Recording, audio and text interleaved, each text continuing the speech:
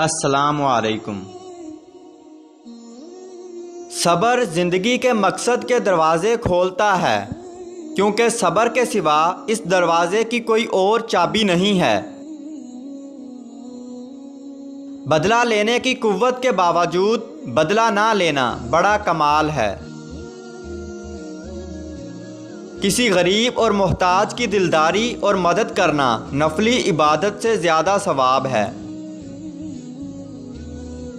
جو کمزور دشمن قابو میں آ جائے اور دوستی ظاہر کرے، اس کا مقصد آپ کا طاقتور دشمن بننا ہے۔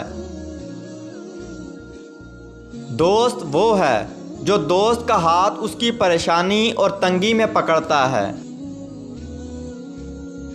قیمتی لباس پہن لینے سے انسان کی حقیقت نہیں بدل جاتی، بے اصل ہی رہتا ہے۔ کسی کو تانا دینے سے پہلے اپنے گریبان میں جھانکو، کیا معلوم ہم اس سے زیادہ کمتر اور کمزور ہوں۔ آپ کے اخلاق کی قدر بھی لوگ اس وقت کریں گے جب آپ کے پاس دولت اور طاقت ہو۔ غریب کتنا ہی خوش اخلاق ہو، لوگ اس کے اخلاق کو اس کی مجبوری سمجھتے ہیں۔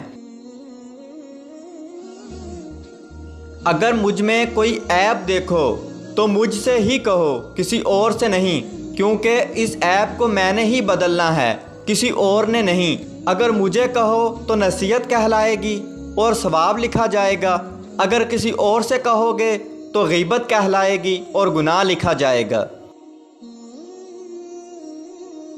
دریا کے کنارے میں نے ایک پارسا کو دیکھا جس کو ایک چیتے نے زخمی کر دیا تھا، اور اس کا زخم کسی دوا سے اچھا نہ ہوتا تھا۔